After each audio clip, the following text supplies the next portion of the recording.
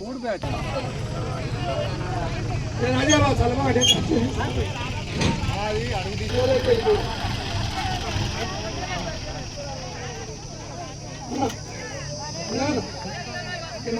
కష్టపడుతున్నటువంటి అక్కలకు చెల్లెళ్ళకు అందరికీ కూడా హృదయపూర్వకంగా నమస్కారాలు తెలియజేస్తూ ఈరోజు పార్లమెంట్ ఎన్నికలు ఎంపీ ఎన్నికలు వచ్చినాయి. 77 ఏళ్ళు అయింది స్వాతంత్రం వచ్చి. ఎన్నికలు జరుగుతూనే ఉన్నాయి, మనం ఓట్లు వేస్తూనే ఉన్నాం. కానీ కేంద్ర ప్రభుత్వం మన ప్రజల కోసం 77 ఏళ్ల కాలంలో ఇల్లు లేనటువంటి వాళ్ళు, ఉద్యోగాలు లేనటువంటి వాళ్ళు, చదువు లేక, ఆరోగ్యం కోసం మంచి దవాఖానాలు లేక వాటిని కూడా ఇప్పటి వరకు పూర్తిగా సహకారం అందించలేకపోయింది. అయినా కూడా మనమంతా కూడా కష్టపడి కుటుంబాలను సాగుకొని పిల్లల్ని పెంచి పెద్ద చేసి ప్రయోజనం చేయాలని తాపత్రయపడేటువంటి మీకు అందరికీ కూడా ఇలా సరైనటువంటి విధంగా సహకారం అందిస్తలేదు. 100 రోజుల పనికి వచ్చేటువంటి వాళ్ళ కోసం ప్రత్యేకంగా ఈరోజు విప్లవ సంఘాలన్నీ కూడా ఇలా ప్రతి ఒక్కరు కూడా ప్రశ్నిస్తూ ఉన్నారు.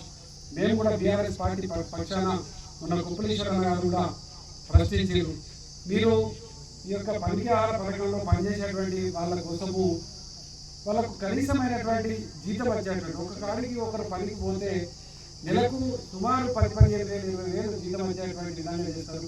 ఒక్కొక్క రోజు 70,000 80,000 70 రూపాయలు 80 రూపాయలు 150 200 300 ఇట్లా పడుతూ ఉన్నాయి.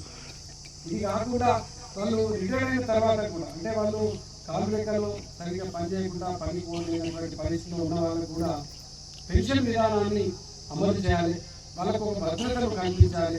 వాళ్ళకి ఏదైనా ప్రాణహాని జరిగినా కూడా వారికి రక్షించేటువంటి విధంగా ఒక పద్ధతి ప్రకారం వారికి పెద్ద ఎత్తున సహకారం అందించాలనేటువంటి డిమాండ్ కూడా నడుస్తూ ఉన్నది. దీనికోసం ఆనాడు కాంగ్రెస్ పార్టీ కానీ ఈరోజు ఉన్నటువంటి బీజేపీ పార్టీ కానీ ఇవి కూడా అధ్యయనం లేదు. కాబట్టి ఇలా బీఆర్ఎస్ పార్టీ ఆనాడు తెలంగాణ కోసం 14 ఏళ్ళు పోరాటం చేసింది. ఈరోజు ప్రజల కోసం ప్రజా సమస్యల కోసం పోరాటం చేసి గల విప్పి కేసీఆర్ గారు బస్సు యాత్ర కూడా మొదలుపెట్టారు. మీరు అందరూ కూడా చూస్తూ ఉన్నారు. ఈ సందర్భంలో ఒక ప్రశ్నించేటువంటి గొంతులను ఈ యొక్క ఎన్నికలలో గెలిపించాలని ప్రత్యేకంగా మీకు చెప్పడం కోసమే ప్రత్యేకంగా రావడం జరిగింది. ఈరోజు మన జరిగినటువంటి అసెంబ్లీ ఎన్నికలలో మనం ప్రత్యక్షంగా చూసాం. తెలంగాణ రాష్ట్రం రావడానికి ఎరువులు సరిగ్గా అందించేటువంటి చాతగాని ప్రభుత్వాలు పరిపాలన చేస్తాయి.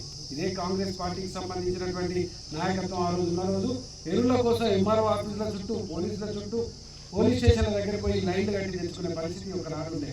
కరెంటు లేక రాత్రిపూట పొలాలలో పడుకొని ఎప్పుడు కరెంట్ వస్తుందో ఎదురు చూసేటువంటి పరిస్థితి ఉండే. ఉచితమైనటువంటి 24 గంటల నాణ్యమైనటువంటి కరెంటునిచ్చి ఎరువులను సరైన సమయంలో అందించి ప్రతి ఒక్కరికి కూడా ఇంతకుముందు పరిపాలించినటువంటి భారతదేశాన్ని పరిపాలించినటువంటి కాంగ్రెస్ పార్టీ కానీ ఎవరు కూడా రైతుకు పెట్టుబడి సహాయాన్ని అందించాలనేటువంటి ఆలోచన కూడా లేనటువంటి సందర్భంలో మన ముఖ్యమంత్రిగా కేసీఆర్ గారు 10,000 రూపాయలు సహాయాన్ని అందించినటువంటి పరిస్థితిని కూడా మనం కళ్ళారా చూసాం. గొప్పగా ఈ 10 ఏళ్ల కాలంలో ఈ బంగారు తెలంగాణ నిర్మాణం చేయడం కోసం ఇక్కడ ఒక గొప్పగా కాళేశ్వరం ప్రాజెక్టు కట్టి ప్రతి ఎకరానికి నీళ్ళు అందించేటువంటి కార్యాచరణలతో ముందు పోతున్నటువంటి క్రమంలో ఇదంతా గొప్పగా నడుస్తుంటే ఈ కేసీఆర్ గారిని ఈ యొక్క పరిపాలనను ఎలా ఇబ్బంది పెట్టేటువంటి రీతిలో మాట్లాడమే కాకుండా వాళ్ళు లేనిపోనని హామీలను ఇచ్చి ప్రజలందరినీ కూడా ఆశలో పెట్టి ప్రజలందరినీ కూడా మోసం చేసి ఇలా అధికారంలోకి వచ్చింది ఇలా కాంగ్రెస్ పార్టీ. ఇలా ఎందుకు మోసం చేసింది అని అనాల్సిన పరిస్థితి వచ్చింది అంటే వాళ్ళు 2000 మన కేసీఆర్ గారు 200 నుంచి 2,000 పెన్షన్ చేస్తే 2,000 నుంచి 4,000 రూపాయలు పెన్షన్ చేస్తానన్నారు. రైతు బంధు 10,000 రూపాయలు ఇస్తే 15,000 రూపాయలు ఇస్తామని అన్నారు. 1,00,000 రూపాయలు రుణమాఫీ అయితే 2 లక్షల రుణమాఫీ అన్నారు. క్వింటాల్కు 500 రూపాయలు బోనస్ ఇస్తామని అన్నారు. ఈ విధంగా మన 1,16 కళ్యాణ లక్ష్మి పథకం ఇస్తే తులం బంగారం ఇస్తా అన్నారు.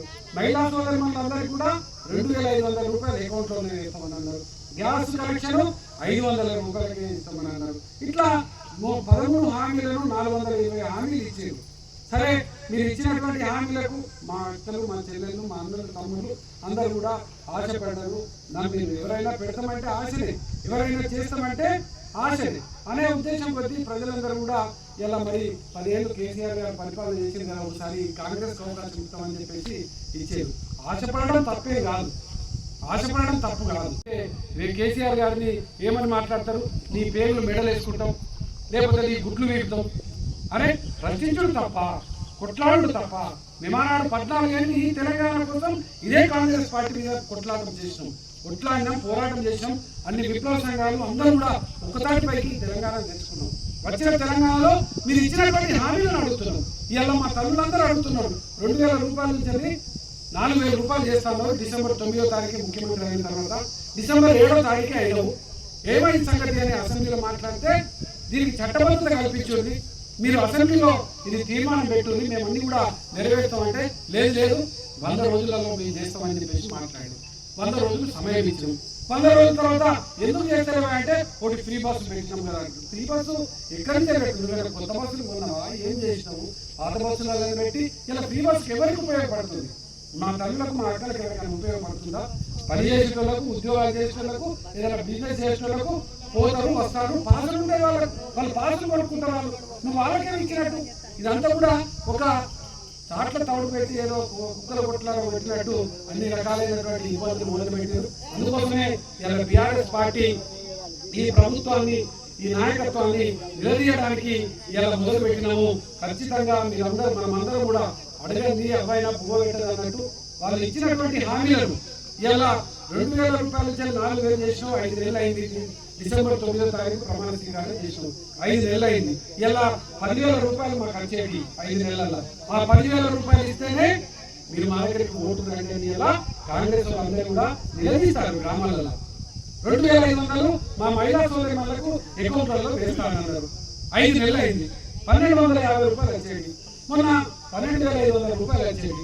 అదేవిధంగా మన రైతులు పంట పొలాలు పండించిన తర్వాత క్వింటల్కు 500 రూపాయలు బోనస్ ఇస్తా అన్నారు.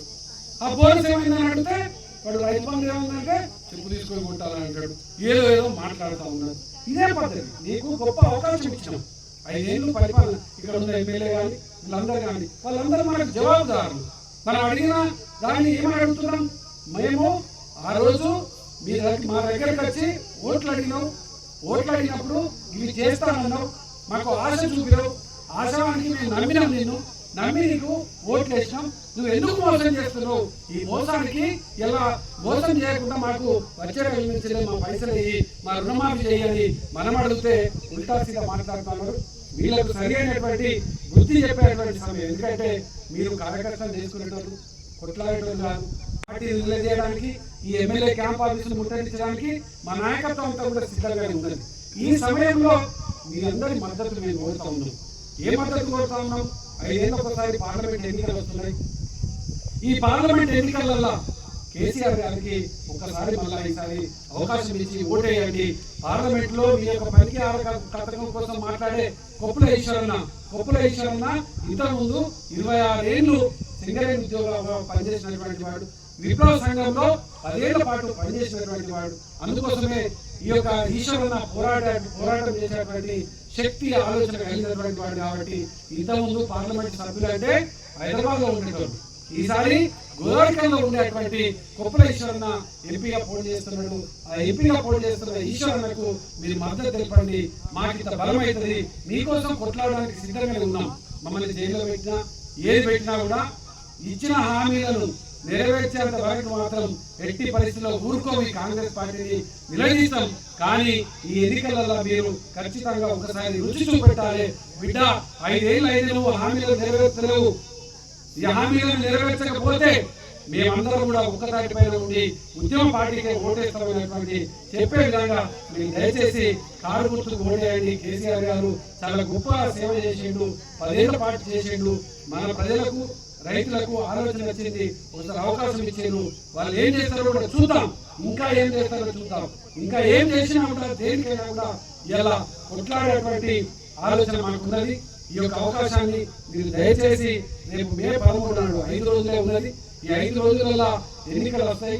అందరూ కూడా అనుకోదు అక్కలారా చెల్లెలారా, ఓటు మాత్రం మీ దగ్గరికి ఎవరు వచ్చినా ఏది వచ్చినా ఏం చెప్పినా కూడా ఓటు వేసేటప్పుడు ఆ ఓటు ఎవరికి కూడా తెలియకుండానే ఓటేస్తాం. సైలెంట్ గా మీ మనసులో ఉన్నటువంటిది తప్పకుండా కారు గుర్తుకు ఓటేయండి, కేసీఆర్ గారిని నిలబెట్టండి, కొప్పులేశ్వరన్నను ఎంపీగా గెలిపించండి అని అక్కలకు చెల్లెలకు అందరికీ కూడా ఈ సందర్భంగా సవినయంగా విజ్ఞప్తి చేస్తూ, ప్రజల జీవితాలు బతుకులు మాత్రం మారడం లేదు. ఈ యొక్క రాజ్యాంగంలో పొందుపరిచినటువంటి చట్టాలు రాజ్యాంగాన్ని కూడా అమలు చేయలేనటువంటి పరిస్థితిలో ఈరోజు మోడీ ప్రభుత్వం ఉన్నది.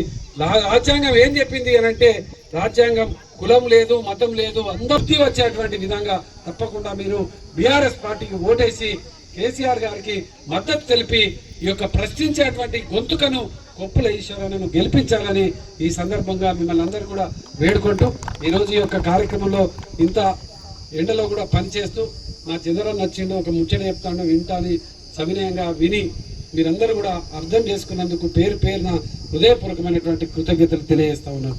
జై తెలంగాణ, జై కేసీఆర్.